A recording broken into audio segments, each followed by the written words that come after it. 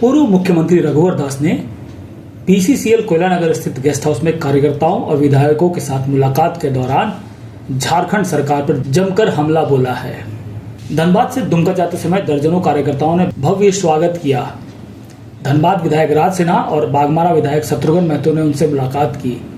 वहीं रघुवर दास ने राज्य सरकार को आड़े हाथों लेते हुए कहा कि झारखंड में अंचल कार्यालय से लेकर सीएमओ कार्यालय तक भ्रष्टाचार व्याप्त है। उन्होंने आरोप लगाया कि बिना पैसा दिए आम जनता का कोई काम नहीं हो रहा। रघुवर दास ने कहा कि आदिवासी मुख्यमंत्री के शासन में न तो आदिवासी सुरक्षित है और न ही आम जनता। उन्होंने रांची में जमीन विवाद को लेकर बढ़ती हत्याओं पर चिंता जताई और कहा कि झारखंड में कानून व्यवस्था पूरी तरह से चरमरा गई है।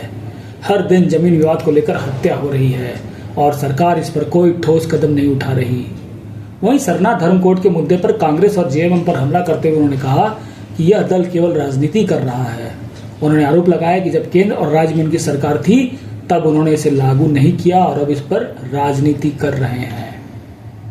वहीं स्वास्थ्य और शिक्षा के क्षेत्र में झारखंड की खराब स्थिति का जिक्र करते हुए रघुवर दास ने कहा कि सरकार इन क्षेत्रों में सुधार के लिए कोई प्रयास नहीं कर रही। उन्होंने कहा कि राज्य के मंत्री केवल बयानबाजी कर रहे हैं जबकि धरातल पर कोई काम नहीं हो रहा।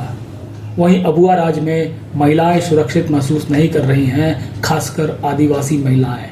न ही जंगल जमीन न जनमानस सुरक्षित है।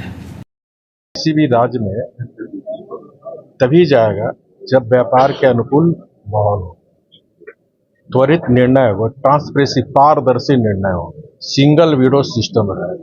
हमारे समय पूरे देश में झारखंड सिंगल विंडो या फिर ई डूइंग बिजनेस में 3rd या 4th में रहता था।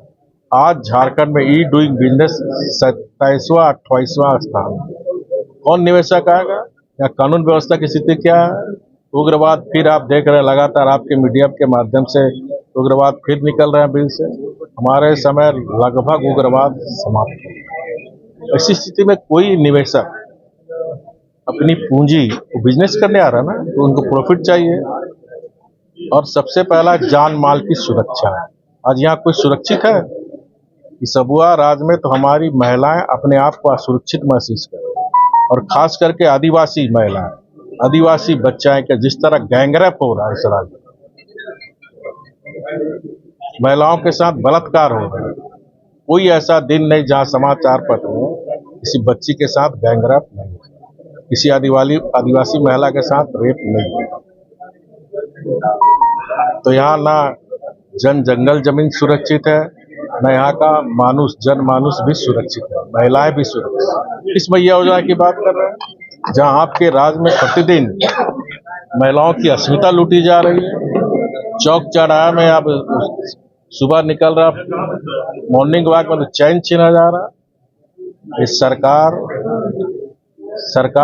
सरकार नाम की चीज नहीं है।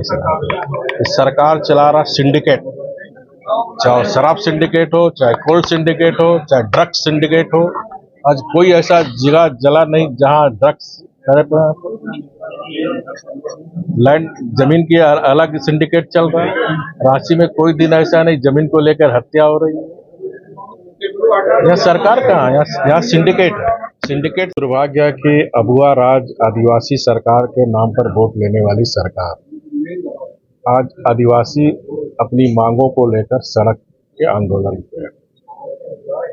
पेशा कानून 1996 में भारत के संविधान के तहत हमारे गरीब आदिवासी के बलिदान से पेशा कानून संविधान के तहत बना, लेकिन इस सरकार को 5 साल होने जा रही है। पेशा कानून की सारी प्रक्रिया पूर्ण हो गई है। इसी सरकार के विधि विभाग ने सहमति भी दे दी, लेकिन झारखंड की जनता जानना चाहती है कि किसके दबाव में पेशा कानून आज लागू नहीं होगी। और पेशा कानून लागू होने से जो हमारा जनजाति समाज है, आदिवासी समाज, जो रूढ़िवादी व्यवस्था है, जो परंपरा है, वो सुदृढ़ होगी। क्योंकि उस पेशा कानून के तहत 15 वित्त आयोग का 1400 करोड़ रुपया हमें 24-25 में भी नहीं मिला, अब आने वाले 25-26 में भी नहीं मिलेगी अगर पेशा कानून नहीं बने। इस पेशा कानून बनने से जैसे मानकी मुंडा जो पारंपरिक व्यवस्था है, माझी परगना है, पहाड़ा राजा है, ये जो पारंपरिक व्यवस्था है, स्वशासन, जिस स्वशासन के लिए भगवान बिरसा मुंडा ने अबुआ राज की स्थापना की थी, स्वशासन, अपना शासन। लेकिन अबुआ राज में आज हमारे जनजाति समाज का स्वशासन को भी सरकार स्थापित नहीं कर रही है, जिसके कारण प्रत्येक वर्ष 15वें टाइप का 1400 करोड़ रुपया, अगर 1400 करोड़ रुपया आता तो हमारा गांव मजबूत होता, गांव में समृद्धि आती, चाहे शिक्षा के क्षेत्र में हो, चाहे स्वास्थ्य के क्षेत्र में हो, या गांव के डेवलपमेंट के साथ। इसकी जिम्मेदार कौन है, ये झारखंड की जनता जानना चाहती है। किसके दबाव में माननीय मुख्यमंत्री जी पेशा कानून लागू नहीं करते। डॉक्टर की बहाली पैरेलल शुरू करनी चाहिए, नर्स की बहाली पैरेलल शुरू करनी चाहिए। अभी जो मैंने मेडिकल कॉलेज खोला था, 5 साल, देखिए तुलना की बात करें ना, 5 साल में हमने 5 मेडिकल खोला था कॉलेज, एक रिम्स बनाया था देवघर। आज तक जैसे भाई पलामू गया था अभी 1 हफ्ता पहले, जो 500 बेड का हॉस्पिटल है, हॉस्पिटल बन गया हुआ, डॉक्टर नहीं है, नर्स नहीं, स्टाफ नहीं है। सरना तो यहाँ जो सरना धर्मावलंबी है उसकी स्थिति क्या है, धर्मांतरण करके आज कहाँ ले जा रहा लोग। ये नकारने से नहीं, वास्तविकता आप भी देख रहे हो ना किस तरह धर्मांतरित कर रहा हमारा सरना धर्मावलंबियों को। आपके समय में क्या और बना था? नहीं, ये झारखंड की जनता भी पूछ रही है ना कि 2012 में डॉक्टर मनमोहन सिंह की सरकार थी, हमारे सांसद सुदर्शन भगत जी पार्लियामेंट में क्वेश्चन किए कि सरना धर्म कोड पूरे देश में लागू किया गया।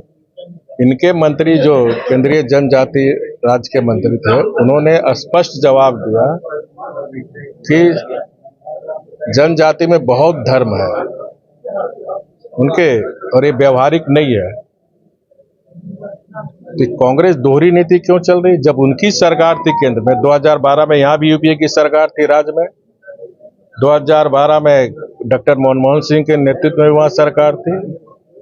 तो जब आपके समय था आपने सरना कोड क्यों नहीं दिया, क्योंकि आप तकनीकी बात को समझ रहे थे कि मध्य प्रदेश का जो आदिवासी उनका अलग धर्म है, मणिपुर का अलग धर्म है, झारखंड का अलग है। अब सरना, संथाल में सरना धर्म को मानते हो, भाड़ी ग्राम मानते हैं, मुंडा को मानते हैं। तो झारखंड में करीब 32 जनजाति समाज है। कोर्ट की मांग करने वाले पहले अपने गिरबान में झांके, जब अपनी सरकार थी आपने क्यों नहीं दिया, अब सिर्फ उसके नाम पर राजनीति करना चाहते हो। तो झारखंड की जनता गरीब जरूर है लेकिन बेवकूफ नहीं है। जनता ये महसूस कर रही है कि हम गलतफहमी के शिकार हो गए, और आज जनता उस गलतफहमी के शिकार से बाहर आकर आज ये जो प्रश्न आपने उठाया कि भारतीय जनता पार्टी की सरकार में चाहे विकास की आधारभूत संरचना हो, चाहे लॉ एंड ऑर्डर हो, या फिर उग्रवाद की समस्या हो, या फिर अन्य जन कल्याणकारी योजना है जो जमीन पर उतरनी चाहिए, आज जमीन पर कोई जन कल्याणी योजना सिर्फ चाहे माननीय मुख्यमंत्री जी हो चाहे इनके मंत्रीगण हो, बस बड़बोले की तरह बड़ा बड़ा बयान सिर्फ देते हैं और जमीन में वास्तविकता योजना कोसों दूर है। अधिकारियों की कोई गलती नहीं है, जो नेतृत्व करता है राज्य सरकार, उसकी जिम्मेदारी है। सरकार मैंने भी चलाया था, किसी की हिम्मत होती थी ब्लॉक से लेकर सीएमओ तक। आज भ्रष्टाचार की स्थिति क्या है, ब्लॉक ऑफिस जाइए, सीओ ऑफिस जाइए, बिना पैसे का ना जाति प्रमाण पत्र बन रहा, ना आय प्रमाण पत्र बन रहा। अगर जमीन का म्यूटेशन करने जा रहा है तो उसका भी पैसा ले रहा है। कौन ऐसा विभाग नहीं है, सीओ ऑफिस से लेकर सीएमओ तक बिना पैसे दिए फाइल नहीं है। ये राज्य की स्थिति है।